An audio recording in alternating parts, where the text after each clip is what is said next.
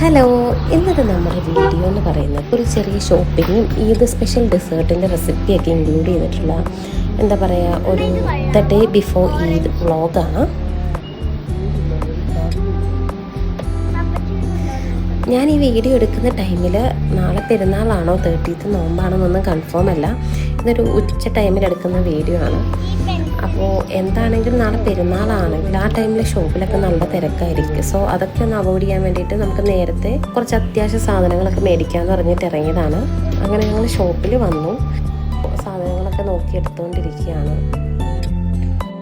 പെരുന്നാളെന്ന് പറയുമ്പോൾ എൻ്റെ ചെറുപ്പം മുതലേ നമുക്ക് ബ്രേക്ക്ഫാസ്റ്റിനും തിക്കിടിയും, നമ്മുടെ നാട്ടിൽ തന്നെ തിക്കിടി എന്നാണ് പറയുന്നത്. പിന്നെ ലഞ്ചിന് ബിരിയാണിയും തന്നെയായിരിക്കും.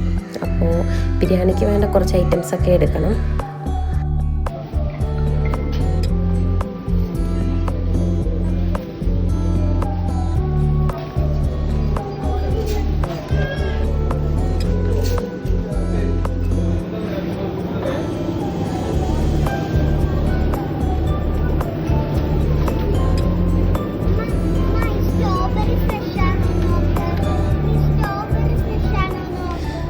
അപ്പോൾ അത്യാവശ്യ സാധനങ്ങളൊക്കെ മേടിച്ചിട്ടുണ്ടെന്ന് തോന്നുന്നു. ഇനി രാത്രിയിൽ പെരുന്നാളാന്ന് പറയുമ്പോൾ നമുക്ക് ഇനി എന്തെങ്കിലുമൊക്കെ കാണും മേടിക്കാൻ.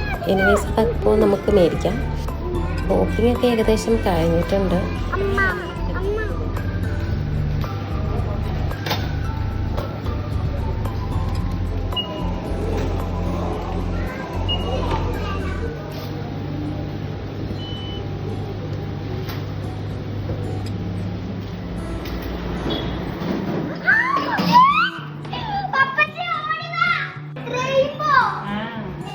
ഇത് ആക്ച്വലി ബേബി ഏതോ ഒരു വീഡിയോസിൽ കണ്ടിട്ട് അതുപോലെ ട്രൈ ചെയ്ത് നോക്കുന്നതാണ്. കുറച്ച് ജെംസ് ഇങ്ങനെ നിരത്തി വെച്ചിട്ട് വാട്ടർ സ്പ്രെഡ് ചെയ്യുമ്പം റെയിൻബോ വരുന്നത് പോലെ. അപ്പോൾ ആ റെയിൻബോ വന്നതിൻ്റെ എക്സൈറ്റ്മെൻറ്റാണ് നമ്മൾ കണ്ടത്. നമ്മളിത് ന്യൂസ് ഓഫ് ചെയ്യാതെ വെയിറ്റ് ചെയ്തിരിക്കുകയാണ് നാളെ പെരുന്നാളാണോ ഇല്ലയെന്ന് അറിയാൻ വേണ്ടിയിട്ട്. അങ്ങനെ ഫൈനലി നാളെ പെരുന്നാളാണ് ഗൈസ്. ഞാൻ പറഞ്ഞല്ലോ, പെരുന്നാളാണെങ്കിൽ പിന്നെ നമുക്ക് രാവിലത്തെ ബ്രേക്ക്ഫാസ്റ്റ് നോ കൺഫ്യൂഷൻ തിക്കടി തന്നെയായിരിക്കും. അപ്പോൾ തിക്കടിയുടെ പ്രിപ്പറേഷൻസൊക്കെ നടക്കുന്നുണ്ട്. അതിനിടയ്ക്ക് ഞാനൊരു അടിപൊളി ഡെസേർട്ട് ചെയ്യുന്നുണ്ട്. ക്യാരറ്റ് വെച്ചിട്ടുള്ളത് കാണാനും അടിപൊളിയാണ്, അതുപോലെ കഴിക്കാനും നല്ല ടേസ്റ്റിയാണ്. അപ്പോൾ അതിന് വേണ്ടിയിട്ട് ഞാനൊരു 5 ക്യാരറ്റ് എടുത്തു, പീൽ ചെയ്തു, നല്ല ക്ലീൻ ചെയ്തിട്ട് നല്ല ചെറിയ പീസസായി കട്ട് ചെയ്തെടുത്തിട്ടുണ്ട്. ഇനി അതൊരു മിക്സിയുടെ ജാറിലേക്ക് ഇട്ടിട്ട് ഒരു 1/2 കപ്പ് മിൽക്ക് ഒഴിച്ചിട്ട് നന്നായിട്ട് ബ്ലെൻഡ് ചെയ്തെടുക്കണം. നല്ല പേസ്റ്റായിട്ട് തന്നെ അരച്ചെടുക്കണം. ഞാനിവിടെ കുക്ക് ചെയ്ത ക്യാരറ്റാണ് എടുത്തിരിക്കുന്നത്. നമുക്ക് കുക്ക് ചെയ്യാതെയും ചെയ്യാൻ കുഴപ്പമൊന്നുമില്ല. അങ്ങനെ ക്യാരറ്റ് നല്ല പേസ്റ്റായിട്ട് എടുത്തിട്ടുണ്ട്. ഇനി നമുക്കൊരു പാനോ ചീനിച്ചിട്ട് എന്ത് വേണമെങ്കിലും എടുക്കാം. അതിലേക്ക് ഒരു 2 ടേബിൾ സ്പൂൺ നെയ്യ് ഒഴിച്ചു കൊടുക്കുക. നെയ്യ് ഒന്ന് ചൂടായി വരുമ്പോഴത്തേനും നമ്മുടെ ആ പേസ്റ്റ് ഇതിലേക്ക് ഒഴിച്ചു കൊടുക്കുക. ഇനി നന്നായിട്ട് മിക്സ് ചെയ്തുകൊണ്ടേ ഇരിക്കുക.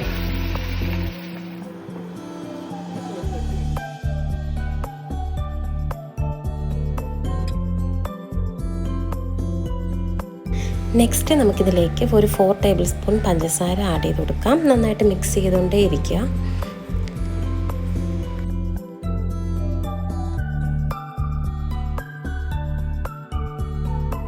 ഇനി നമുക്കിതിലേക്ക് ഒരു 1/4 കപ്പ് റവയും ഒരു 1/2 കപ്പ് മിൽക്കും ആഡ് ചെയ്തിട്ട് കണ്ടിന്യൂസ്ലി മിക്സ് ചെയ്തുകൊണ്ടേ ഇരിക്കുക. ഇതിൻ്റെ കൺസിസ്റ്റൻസി വാട്ടറി മാറിയിട്ടൊരു തിക്ക് കൺസിസ്റ്റൻസി ആവണം. അതുവരേക്കും നമുക്കിതൊന്ന് കണ്ടിന്യൂസ്ലി ഇളക്കി കൊടുത്തുകൊണ്ടേ ഇരിക്കാം.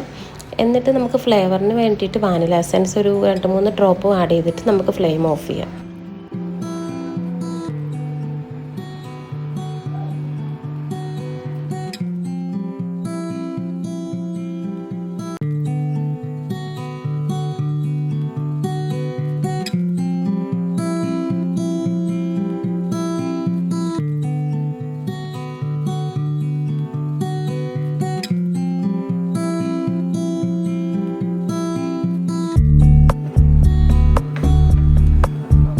ഇനി ഇത് ചെറിയ ചൂടോടെ തന്നെ നമുക്കത് ചെറിയ ബോൾസാക്കി എടുക്കണം.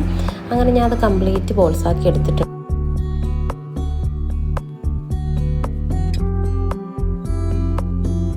ഇതിൻ്റെ ക്രീം ഭയങ്കര സിമ്പിളാണ്. നമുക്ക് 2 പാക്കറ്റ് പാലെടുത്തു, ആവശ്യത്തിന് പഞ്ചസാര, മിൽക്ക് മെയ്ഡ് ഇതൊക്കെ ആഡ് ചെയ്ത് കൊടുത്തു.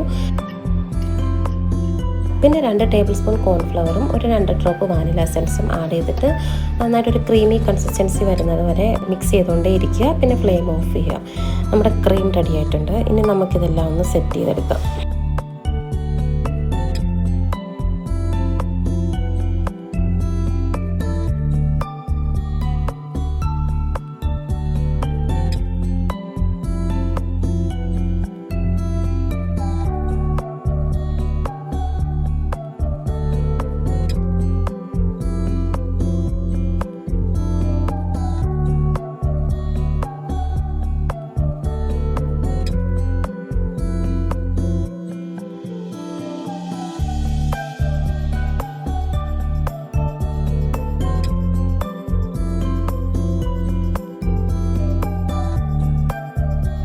ഇതിൻ്റെ ആ വൈറ്റ് ക്രീമും ആ ഓറഞ്ച് കോമ്പിനേഷനും വരുമ്പോൾ നല്ല ഭംഗിയില്ല കാണാൻ. ഇത് കാണാൻ പോലെ തന്നെ അതുപോലെ കഴിക്കാൻ അടിപൊളി ടേസ്റ്റാണ്. പിന്നെ ഞാൻ ടോപ്പിലേക്ക് കുറച്ച് നട്ട്സും കൂടെ ആഡ് ചെയ്ത് കൊടുത്തിട്ടുണ്ട്. ഇത് ട്രൈ ചെയ്യാത്തവരൊക്കെ ഒന്ന് ട്രൈ ചെയ്ത് നോക്കണേ. പിന്നെ ഇഷ്ടപ്പെട്ടാൽ സപ്പോർട്ട് ചെയ്യണം. Thanks for watching. ബൈ.